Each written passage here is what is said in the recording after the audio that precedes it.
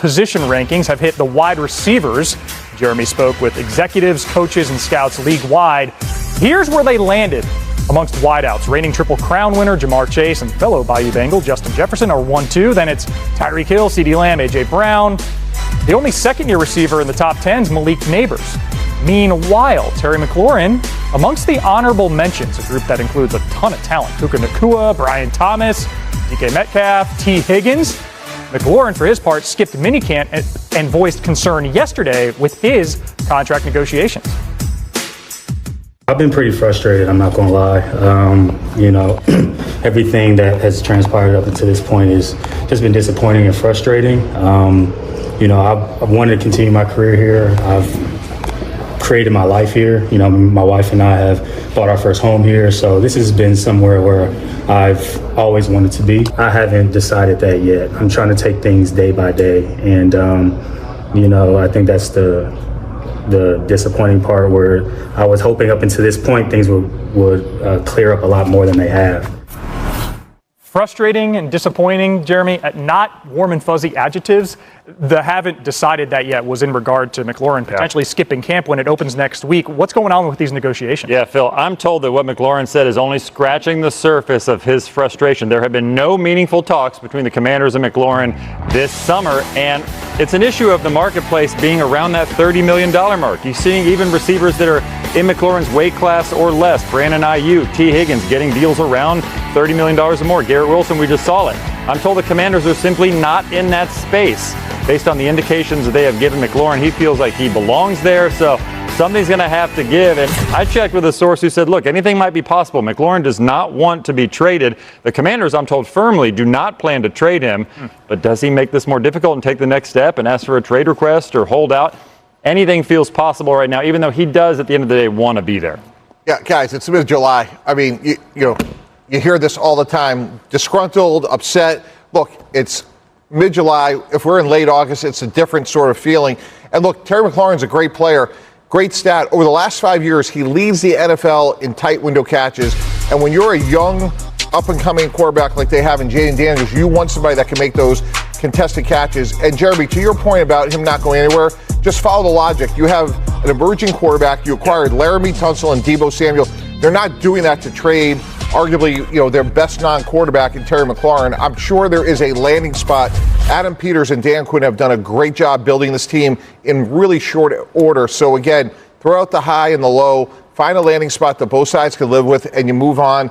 He also brings great intangibles, which I know is something Dan Quinn values. So again, it's mid-July. Let's keep it in perspective.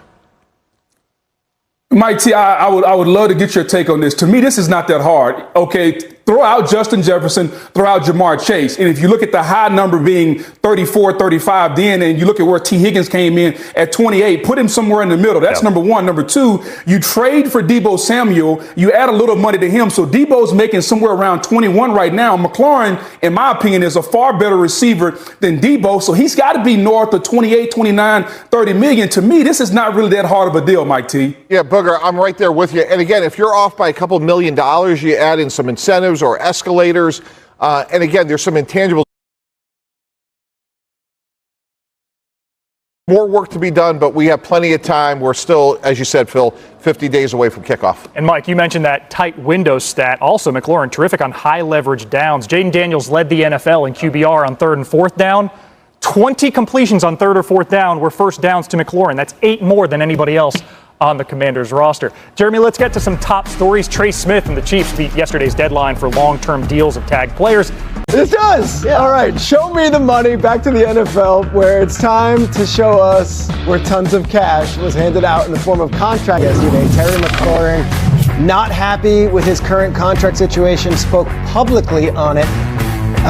Terry McLaurin being unhappy means what for Jayden Daniels? Anxiety where there really wasn't much and doesn't need to be. I mean, if Washington gets this figured out before camp starts, then everything's great. But one of the things we've been talking about with Jayden Daniels is the continuity around him. They didn't lose, high-level coaches that, going from first year to second year, he's in a position to build on that. If he's missing his top wide receiver, the guy who's led them in receiving yards every year he's been in the league, then that brings anxiety and uncertainty at a spot where you just really don't want any. Let's make it certain for the viewers at home. McLaurin is a beloved commander and is the bridge from the old era to the new era. He spoke to reporters yesterday and expanded on his disappointment. I've been pretty frustrated, I'm not going to lie. Everything that has transpired up to this point has just been disappointing and frustrating. I've wanted to continue my career here. I've created my life here. My wife and I have bought our first home here, so this has been somewhere where I've always wanted to be. And, just to see how things have played out has been disappointing. Without any progressive discussion, it's kind of hard to see how I step on the field. Mike T, Dan, what do you? That's basically a screaming rant for that guy, right? You never hear from him. He's been the good soldier through some very tough times in Washington, and I think that's a big part of his frustration. Your response? Yeah, Peter, I got a great stat here from Darius, which is since 2019, he leads the NFL in tight window receptions. And we've talked a lot about the offseason. DK Metcalf, Tet McMillan, those bigger receivers with big catching radiuses being the quarterback's best friend. Here's a great example of him tracking the ball. And if you're a young quarterback like Jaden Daniels, I'm excited we have Deebo Samuel, but when you can make somebody as productive as he is in tight windows, that's the difference between winning and losing in the NFL. I love Dan's word, guys, of anxiety in mid-July. It's a crisis in August if this isn't resolved. Yeah, you don't want to do hyperbole. You don't want to go too far, but this is real. To just get into that building right now, everything has been, rainbows and roses since the new brass came in. This is their first real matter of conflict, and they're building everything around Jaden Daniels properly. But Terry McLaurin's your culture guy. Yes. And he was a third-round pick who has never asked for anything. Knowing that building like you do, knowing those folks, where does this go from here? I think ultimately they work something out. But the fact is they haven't, and he's obviously unhappy, and he will turn 30 early in the season, and that's been an alarm bell in a lot of these contract situations that we're talking about around the league right now. It's not the regime that drafted him. Right. And so as much as they like him, it's still not necessarily that same kind of connection. So there's enough there to make you wonder. I still think this gets resolved in time, but the longer it goes and the more bad feelings that bubble up, that's just not beneficial to anyone. It's kind of like there's a contrast. Just a minute ago, we talked about the Jets and how things are so quiet going into the training camp.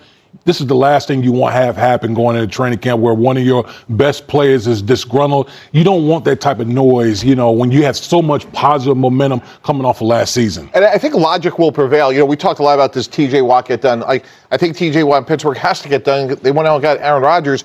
And Washington has a great player on a rookie contract. They go out and get Deebo Samuel. I'm just hard-pressed to think, given the success, Peter, as you mentioned, of this Washington front office and organization, that they don't solve this problem. Adam Peters comes from the 49ers organization. They, in recent years, had to take care of a lot of players at once. They got them done. And, of course, John Lynch was with him there. I look at this for Jaden Daniels, though, and you get Deebo Samuel. He's a new guy, and it's a one-year deal for essentially – Terry McLaurin was his dude last year. Does he voice his opinion in this situation? That's a good question. Yeah, if he is talking behind the scenes and urging them to get this done, maybe Joe Burrow style, right? We haven't heard that, but certainly once if Jaden Daniels gets to camp and Terry McLaurin's not there or there and not practicing, more likely given the rules now. I imagine he's going to be asked about it, and I'm sure he'll stand up for his guy. Deebo Samuel was not brought in as a Terry McLaurin replacement. No. He's supposed to fill a very different role on that offense. So it's not just, we got Deebo now, we're good. Yeah. Okay. So we started off the whole week doing those quarterback rankings, right? And now we're talking about Jaden Daniels. He's the 5th quarterback out of the top 10 based on what these different coaches and scouts and executives say on our list. Does this impact that to you? Do you think the loss of him, even if it's in July and August, not having Terry McLaurin around, does that impact Jaden Daniels in a real way? If he's missing games, then it's a different story. We're still in July right now. Again, I'm going to go back to what Dan Graziano talked about, is anxiety. It's not the anxiety that you want to have happen right now.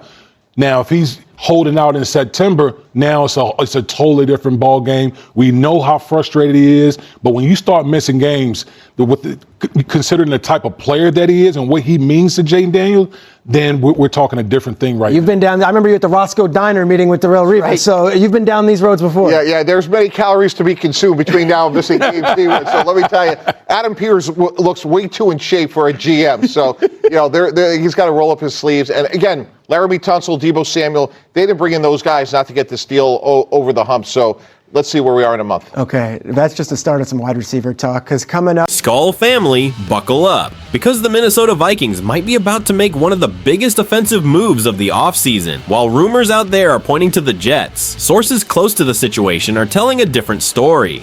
Terry McLaurin is interested in teaming up with Justin Jefferson right here in Minnesota. And guess what? The Vikings are in on him. This isn't smoke, this is fire. Let's break it all down.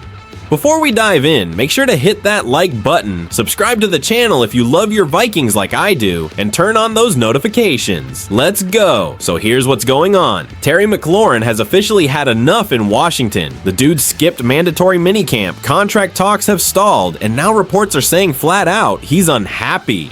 The Commanders are trying to lowball him with a hometown discount deal, but let's be real, Terry deserves elite money. We're talking about a guy who's had 3 straight 1,000-yard seasons, 0 drama, and has put up big numbers despite playing with more quarterbacks than we can count. Now, here's where things get really interesting. McLaurin doesn't just want money, he wants to win, he wants a Super Bowl. And guess what team checks that box better than the rebuilding Jets? That's right, the Minnesota Vikings. Sources say McLaurin has real interest in pairing up with Justin Jefferson. Think about it. The two of them together on the outside, Jordan Addison in the slot, and Hawkinson at tight end. Good luck stopping that. McLaurin's from Ohio State, same as Garrett Wilson. But what's more valuable at this stage of his career? Reunion nostalgia, or lining up across from the best receiver in football with a real chance to make a Super Bowl run?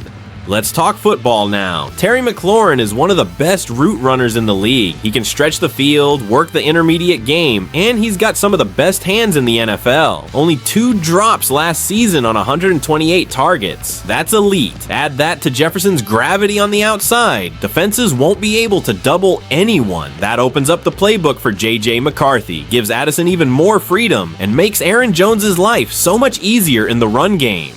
Plus, McLaurin brings leadership. He's respected across the league. He's mature, quiet, and just gets the job done. Exactly the kind of guy you want helping mentor a rookie QB. Now, yeah, it's not going to be cheap. Washington's going to want at least a 2nd-round pick and maybe a player. But when you're talking about building a championship roster, you pay for blue-chip talent. And look, we're in a perfect position. Our cap is healthy, Kwesi's built a smart, flexible roster, and we've still got McCarthy on a rookie deal. This is when you make your move. Man, I don't know about you guys, but I am absolutely fired up about this possibility. McLaurin deserves better than Washington. He's wasted too many prime years there. Give him a shot at greatness. Give us a shot at greatness. I can already see it. Jefferson on one side, Scary Terry on the other. Fireworks at US Bank Stadium. That's the kind of offense that can go toe-to-toe with San Francisco or Philly in the playoffs. But now I want to know what you think. Should we trade for Terry McLaurin? Would you give up a 2nd-rounder to pair him with JJ and Addison? Or would you rather keep building slow and steady with what we've got? Drop your thoughts in the comments. I'm going to be reading every one of them tonight. And if you're hyped about what this offense could look like, hit that like button and make sure you're subscribed, because if this deal goes through, we'll be breaking it all down live. Until next time, Skol.